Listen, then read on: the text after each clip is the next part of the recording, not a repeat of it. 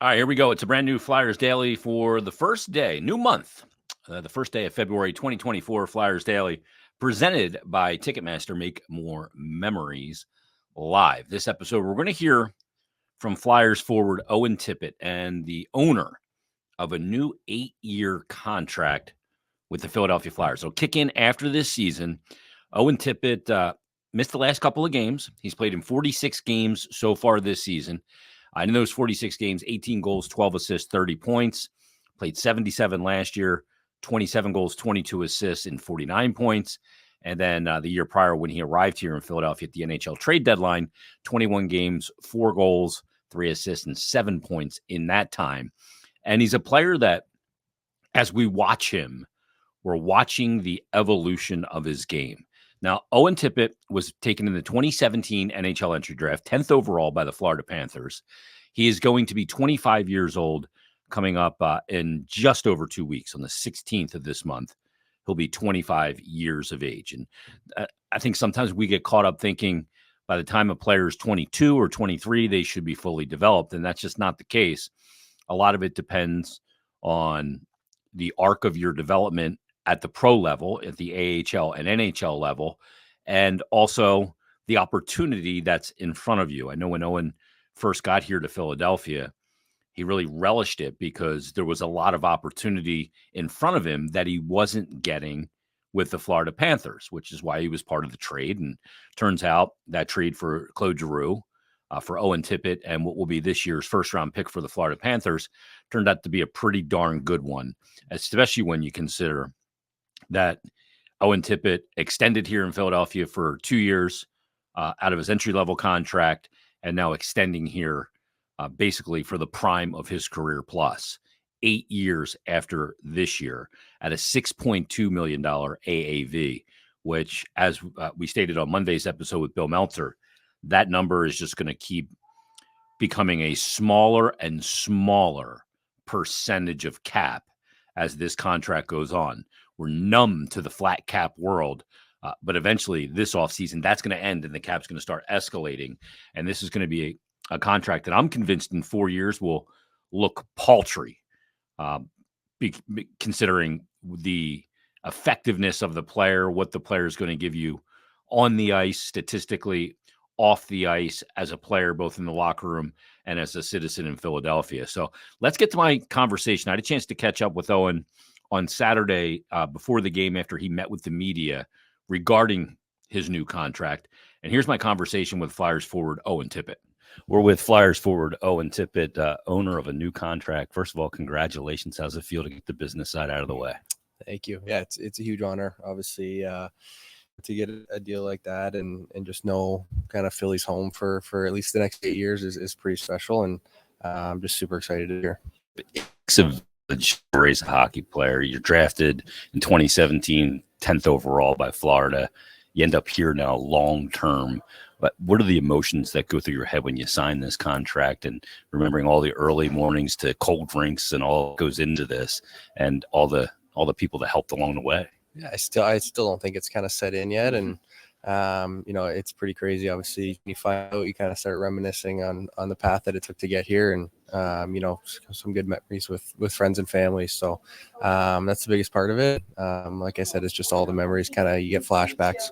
All those car rides and dad tying skates and other parents tying skates. It's such a fascinating journey.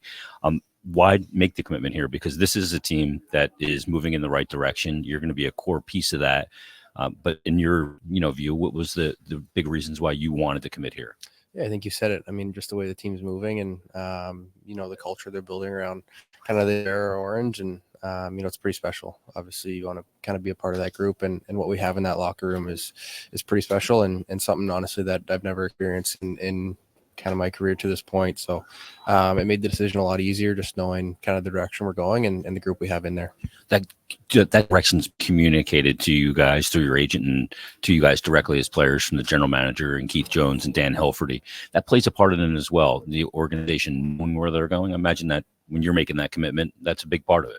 Yeah, 100%. I mean, obviously the conversations we've had with, Annie, Jonesy, Dan, they want to build a family here. And for them to want to commit, it's pretty special, and it was really hard for me to say no. It's less than a year since you were even traded here. I remember when you first got here, you're kind of like looking around. Where's the showers? Where's the bathroom? Where do I go? Can you believe that this commitment's made in such a short period of time? Yeah, it's crazy. Obviously, coming over, you never would have expected it, and especially when I was traded, I was in a contract year too. So it's pretty cool. It's happened the way it's happened, and just really excited for the next 8 years. How's the wheel feeling right now? Good, getting better. You think you're back soon? I hope so. When you're playing your best, you're not thinking and you're being creative. You got another level you can even take your game, don't you? Yeah, I think so. I think when my head's clear, that's when I play the best. And I think every player wears ups and downs, but it's really exciting for me that just the group we have in there. It's easy to kind of stay relaxed and just play. Tip, congratulations on the contract. Thanks for doing this. 8 years, man. It's gonna be a long time. Be a fun ride. Thank you. There he is, Flyers forward Owen Tippett, after signing that new 8-year contract with the Philadelphia Flyers, and you're starting to see the elements and the development of the next core in Philadelphia, and he's going to be a big part of it. He's a guy that can create offense on his own. We saw what Owen Tippett means to this Flyers team. We saw it when he's in the lineup, but sometimes it's even more pronounced when a guy's not in the lineup. So he's going to be a big part of it going forward. They still need to add more talent going forward, more high-end talent, more guys that can generate offense on their own, like Owen Tippett, and in different ways than Owen Tippett. When you look at a guy, for example, like Matvei Michkov, he's a guy that can generate offense differently and in a different style than Owen Tippett can. But, I mean, you're talking about a guy in Tippett, 6'1", 6'2", 210, 215 pounds, power forward, that skates like the wind. And we've seen moments of spectacular play from Owen Tippett. I think you see those elements in his game, especially when he's confident. You look at the goal, obviously, versus the Dallas Stars, the Savardi and Spinorama goal. To even try that, to me, reeks of confidence in his game. And we saw it last year when he was really heating up around January of last year. Just some of the things that he would attempt to do with the puck offensively, you could see that it's confidence. And he gets creative when he's got that confidence. And you got 8 years of Owen Tippett. He's kind of a quiet guy, as you could see in the interview. But as his confidence grows and his place in this NHL grows, he knows he belongs there now. And I think this is going to be one great contract for the Philadelphia Flyers. And it's a great contract for him because it's a lot of security for a long period of time. So congrats to Owen Tippett. Congrats to Danny Briere on getting the deal done, not letting it drag on and not letting it be a distraction or anything like that. I mean, Tippett, when he went out in the 6 games prior to the game that he went out, had scored 6 goals in 6 games. So obviously it was not a distraction to him. Flyers really hope he's back on the ice come February 6th when they resume their schedule against his former team, the Florida Panthers. That game will be on the road, and the Flyers will come home for 3. They'll see Winnipeg, Seattle, and Arizona. And that's going to be an incredibly, just like so many this year, so many incredibly pieces of schedule, chunks of schedule. That game, those first 4 or 5 games back, you're going into the break with a 5-game skid. You got to try and end that as quickly as possible upon your return.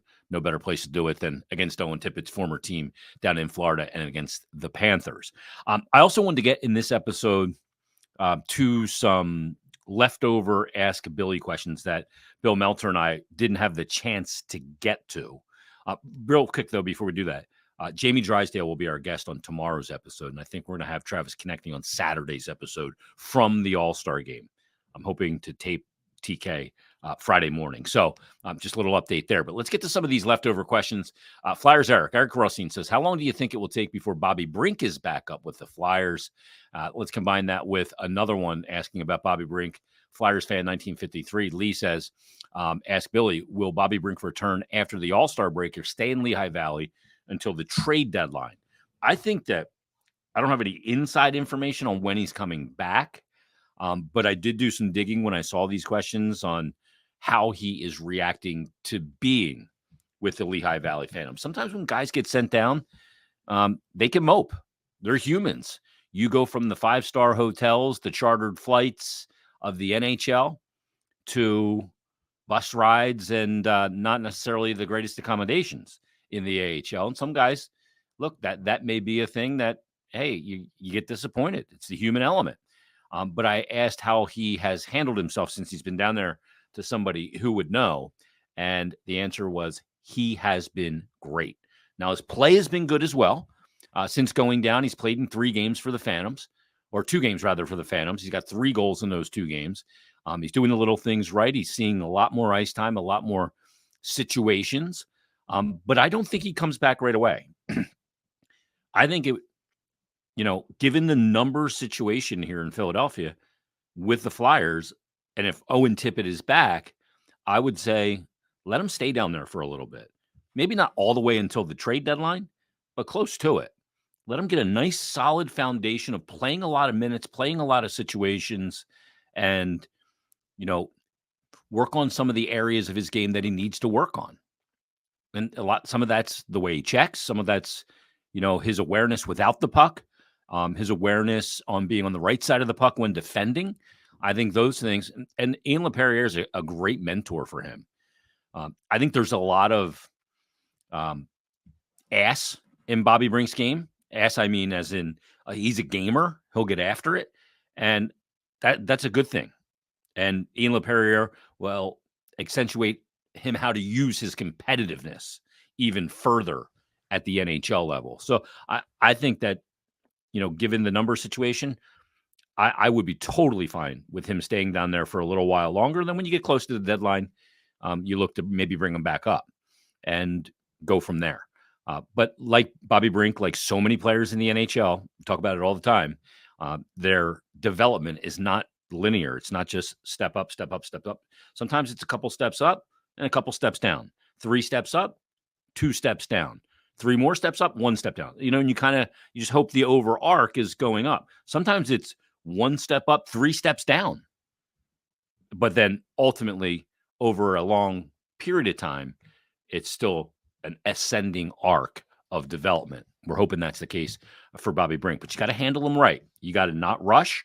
You got to do right by the player, not just look at the moment for the big team right now. This is a rebuild after all. Another question that came in at #AskBilly. Josh White says, who is your MVP been for the Flyers up until the All-Star break? And do you expect it to be following the break until the end of the season? He said, I have to go with TK. Seems like he's always starting a rush and providing a spark offensively. Plus, he's killer on the PK.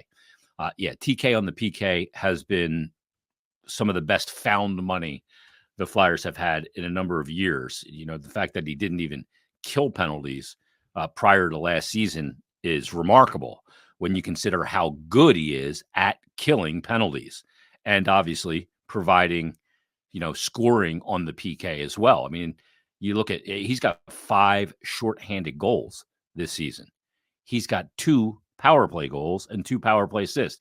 He's more shorthanded goals than he does power play points. Now, that's not necessarily, that's a little bit of an indictment, not on TK, but on the power play in general over the first 50 games. But he's played in every game. He's got 22 goals, 20 assists, 42 points. It's a +9, playing close to 20 minutes a night. He is absolutely the MVP for me. But not far behind him, I'll be honest, is Joel Farabee.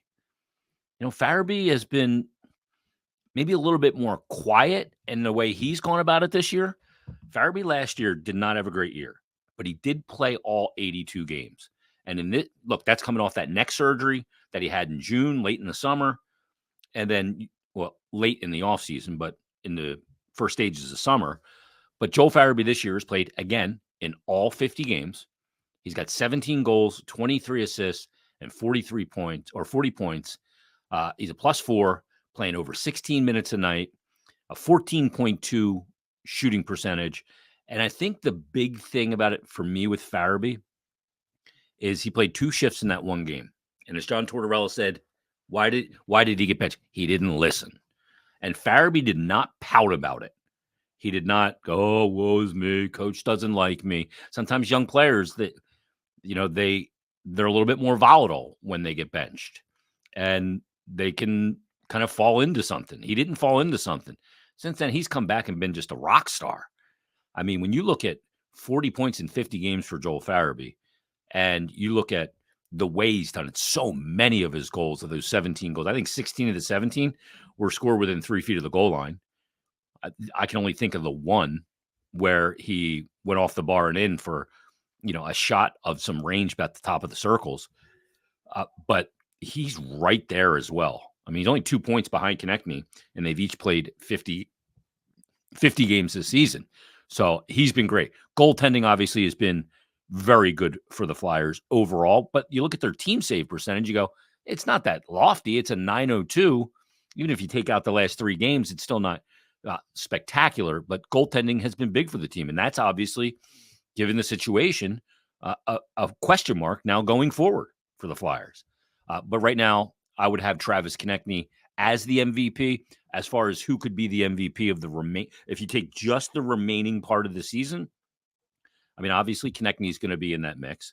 I think Farabee is going to be in that mix. And I think Tippett's going to be in that mix, provided he comes back healthy after this break. I think Tippett's just scratching the surface still. I really do. So I think that he'll be in that conversation as well. And if those 3 players are battling it out tooth and nail for the MVP of this final 32 games, then only the team's going to be better for it. Austin Dunleavy says the following, not a question. He said, but the fact that the Flyers have lost 5 straight and are still sitting in the 3rd spot in the Metro by 4 points is very reassuring to me. He says, don't change anything. Just keep playing hard and we'll be fine. And I've kind of echoed the same thing that Austin just said. They won 5 straight games. They had their best game of the season in that fifth win of those 5 straight against the Dallas Stars, the 5-1 game. And then you've lost 5 games. Look, you got beat by some really good players playing some great hockey. Now, it was the opposition team that beat them, Colorado, but Nathan McKinnon was spectacular. Then you look at the game against Tampa, and Kucherov was spectacular. Then you look at the last game they played against Boston, where Pasternak was spectacular. I don't think you change a thing either. I totally agree. I don't think you change anything. I think you go out, you get your rest, all that stuff, and you're good to go. Rob Foam had messaged and said, how long are we waiting again for a rebuild? He said, Carter and Richards were traded for talented future stars and have failed. Well, Rob, not every rebuild is going to succeed and win a cup. And if that was not necessarily a rebuild, that was a quick retool where you traded Carter at the time, you traded Carter to the Columbus Blue Jackets, and you got Jake Voracek, and you got the pick that turned into Sean Couturier. And then you also traded Richards to LA. Carter ended up there, and you got Wayne Simmons and Braden Shen. They were good deals, but they didn't win a cup. And I guess when you look at it in total, they didn't have a lot of success because they didn't win a lot of playoff series. And that's absolutely true. But, this rebuild is not equivalent to that rebuild. That, to me, that wasn't even really a rebuild. That was just a quick changing of the guard, if you will. Even though Voracek and obviously Braden Shen and Sean Couturier was drafted out of that, and everything you got, they got younger, but not intensely younger, because Voracek was not a pup at that point, and Wayne Simmons was not a pup at that point. So I wouldn't look at them in a side-by-side comparison in any way, shape, or form. One more question. Hockey Fighter 21 says the following. Says, do you compile a package including one of the Flyers' first-round picks to target a legit center prospect who may be closer to making an impact, fitting into the core versus drafting one and waiting 3 years to develop him? It's an interesting question. And I don't think it's a mindset that should be off the table. I think that people, not just in hockey, but in sports, they value draft picks like their gold bullion, this lottery ticket. They seem to we got a first-round pick. First-round picks are great. And in certain situations, that's a great return. But the known commodity sometimes, or closer to known commodity, as you kind of put it there, with a prospect who's closer to making an impact and fitting into the core versus drafting one and starting from the clock at zero, is something you absolutely have to consider. And you can find those guys because different teams are on different timelines, and they will value a number one pick for a guy that they drafted, but they go, okay, he's going to get here, but we're not ready for that. We're not ready for whatever is going on with it. So I think that is a very good message by you. And I think it's absolutely something that Danny Briere, the Flyers, Keith Jones, they will look at and should look at. And I believe that they will. All right, that's going to put a wrap on this episode of Flyers Daily. We'll be back tomorrow. Jamie Drysdale, Flyers defenseman, recently acquired, will be our guest. And we'll talk to Jamie Drysdale about being a Flyer and much more. So everybody, thanks for listening. Thanks for watching. We'll talk to you tomorrow on a brand new Flyers Daily.